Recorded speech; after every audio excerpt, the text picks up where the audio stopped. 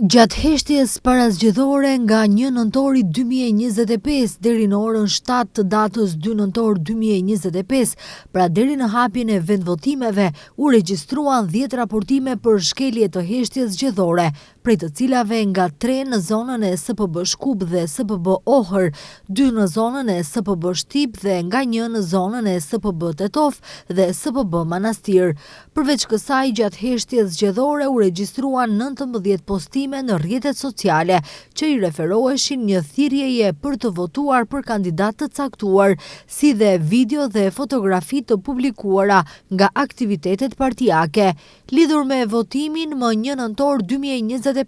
u regjistrua një ngjarje me rast është fotografuar një kuti me flet votime në shkollën fillore 26 Korriku në komunën Shuto Orizar, gjatë së cilës u ndalua një person dhe po merren masa për zbardhjen e ngjarjes. Ndryshe, gjatë ditës së djeshme në të gjitha zonat, votimi i personave të sëmurë dhe të pafuqishëm dhe të burgosurve u zhvillua pa ndërprerje të procesit të votimit.